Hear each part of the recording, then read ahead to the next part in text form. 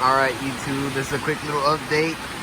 Sorry for the background noise. It's raining here in Texas right now. A little cold front finally. We put the truck inside and you can see it's a little bit more different now. The hood is ready completely.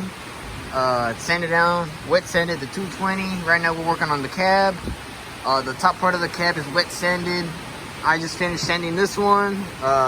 So both sides of the truck, this door and the other side, need to be wet sanded 220, but the back, my dad is he needs to do this bottom part, but he did that last part. We don't plan to repaint the frame anytime soon, maybe later on, but when it gets a little bit better, honestly I don't give a shit. But you can tell the street marks are OSHA approved support pallet to reach on top. Anyways, you can see a little bit of a spot putty. It's all nice and smooth. This literally came off with a razor blade. The people before us, when they painted it, because it's been painted several times, you can tell, this was just literally came off with the razor blade. And after I got most of this taken out, I started with the sandpaper with the orbital sander, sanded it down. Now it's ready for paint, primer and paint. We're gonna repaint it white again, because why not? It's the original color. I don't feel like changing the title, especially on the color part. But in the interior, still the same. The only difference now is that the AC works. Finally, it was just low on the Freon. You probably can't hear me better. There we go. Yeah, the Freon was just a little bit low. I put some dye in to see if it leaked, and no, it's been almost a week and a half, and it's been sitting a couple of times. I started once in a while for the batteries to charge, but no leaks. So the dash is all put back together. The heater works, like this works now. Finally, the only issue is I think the little valve that's in there, I don't know if it'll even show or not now. In that area, there's a box right there. So let me try to get it closer. So in that box, yeah, you can see the outline. You can see the outline. That box is where the heater core is in front, and I think what's it called, the evaporator. It's in the back for the AC. Without this, it will not blow cold because it needs this little enclosement to actually work right, because it would just be sucking air from inside the cab. But there's a valve that goes to the heater core, and there's two hoses that go to the motor, which they have two butterfly valves, I think that's what they're called. I shut those because hot water goes into the heater core, and with the AC on, it just can't keep up, and this was frozen.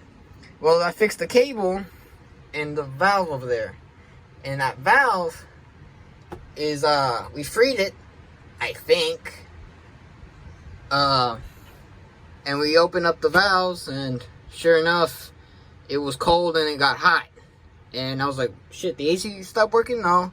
I turned off the valves, and this was closed. Push-in is the closed, AC is this one, so it's out right now. And when you turn on the truck, and when I did all that, it started blowing cold again. So I got to wondering, there's a valve in here, and there's a metal plate. Let's see if you can hear it. Metal plate. You gotta take these two bolts off, bend it a little bit. The heater core's right there, and the little cable and everything's there. There's a valve there. That valve, I think the inside is just so stuck, either corroded or whatever with the coolant. That's if it's coolant in there. I put antifreeze, but the people before, I don't know.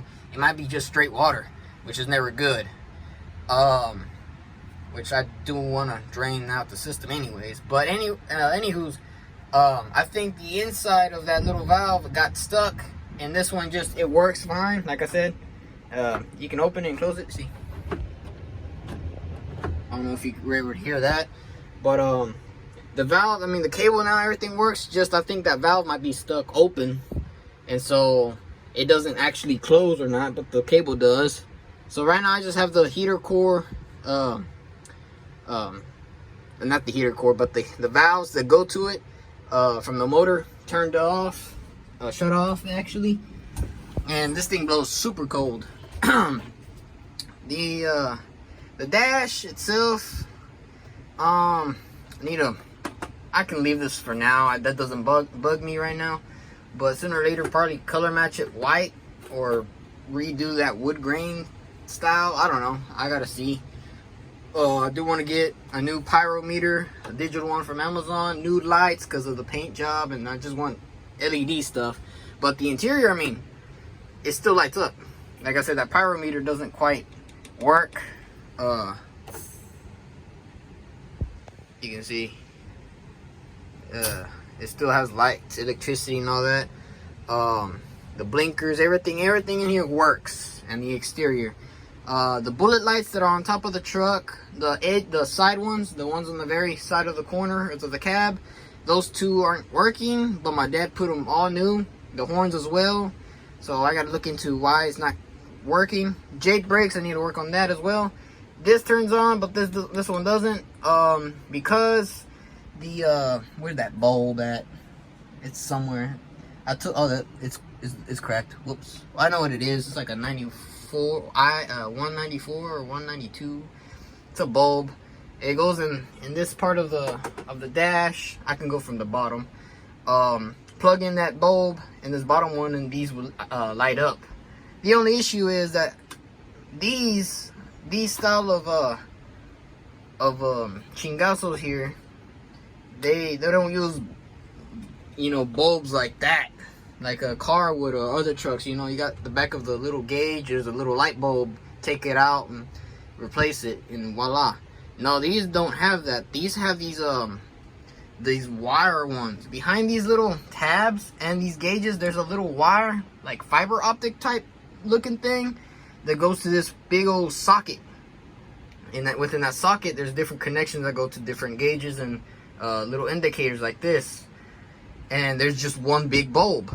That's why that crushed bulb that's right there, I took it out because it was completely, you know, like it burned out. You light that up and it lights all these up. I don't know how it works, but it's really dumb, because these wires that are in here that go to these little things into the gauges, they're exposed. They don't have that plastic, and it's just straight like wire. But like I said, it looks like fiber optic wire, despite I don't think they existed back in the day. I don't know, I'm just saying what I think. But like I said, like, look, this lights up, but this gauge doesn't light up. And I know these two lighted up before, but like I said, these, yeah, that's it. Just that gauge and these indicators here that tell you what the hell it's what. Because they used to turn on before that bulb went out, but you can barely see it.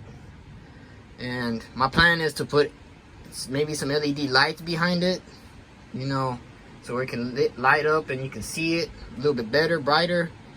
These two, maybe, I mean, it doesn't bug me at all, but when you're driving at night, if you can't see it, you know, you're like, well, shit, what's my temperature on my rear diff? Because it's the front axle and the rear axle.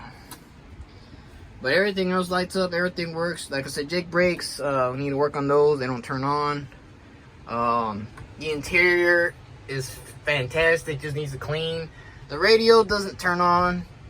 It's an old school radio. It doesn't even have Bluetooth, so I'm gonna try to get all that worked on, get another radio in here. I'm not the type of person who would put a sound system on the truck. It's just, no, just two speakers where you can hear left and right. It's radio, nice decent radio, Bluetooth connect, voila, almost. You know, we don't need all that fucking dump it up 12-inch subs and shit. Oh, and one more thing, I found out that this truck, let's see if it focused. Back there's a little tank. That's the washer fluid. I could never find it in the front of the hood, you know, inside under the hood where the engine bay is. But it's over here, inside the cab. So I was like, well, shit. So I plan to put new hose up to here where the windshield wipers are. I got a quick question for y'all though. Is that this windshield wiper, it's not a motor. The motor is over here, and it drives this one and this one with linkage. This one stripped off of the little gear right here. It's like this is a gear where the arm is. There's a gear that goes and pushes into it, and the back part is a linkage that connects to the other ones. I need to find that part. I don't know if Volvo or Mack, because you know they're both the same now. I don't know if they even sell parts for this truck. We were lucky to get the horns, but I don't know if they actually sell parts anymore. I know that the newer models, the 90 models, they don't look like this. The interior is slightly different. It's kind of same, but slightly different. The hood's completely different, but the cab might be the same. I don't know if they could have parts for those, but I need that. New mirrors, they're fine, but the bottom parts are just rusted. The interior needs to be cleaned, washed, you know, so forth. But other than that, everything works. Never had a problem. And it's raining like a motherfucker right now, so. But yeah, one step at a time.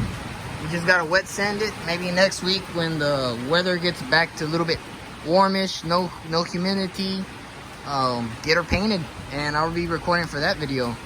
So just stay tuned. This is the update video. I appreciate all the support, everybody that comments. We're now at 214 subscribers. Appreciate for that. The goal for the end of the year is at least to get to 300, another 100 subscribers. I know it's less technically, but I want to get to 300, and then if it's possible, I really want to get to 1,000. I can start doing a lot more things. I know that YouTube pays for videos and YouTubers and whatever when you hit 1,000, but honestly, I'm not in it for the money, because as a truck driver, I make somewhat decent money. But hey, I mean, it gives me the support that I need, and I know people are watching and enjoy what I do, and so I can give y'all the entertainment. So I support y'all by giving y'all giveaways and so forth, you know, the best of what I can do. I need people to recommend me some headlights for this. LED headlights. I already got the turn signals right now in the toolbox. The toolbox, don't mind it, it's all disorganized as hell, but it's alright. And a bumper. And actually, as a matter of fact, I need somebody to tell me where I can get new stacks. These are fine. You can see the dent, and I don't care. The only thing I need to replace is this part right here. Because when I started up in the morning, there's a big hole on both sides. We never cared to put buckets or anything to cover it up, so the water will go when it rains, rust it out. So I need to find these, but I don't know what size these are really. I need to take it to a chrome shop, but if someone can find me these pieces of pipe, would be nice. There's the man himself who's gonna paint it, my dad. So yeah, well, I appreciate it. Subscribe, like, and comment, and I'll get y'all on the second part of the video where we start painting it, priming and painting it.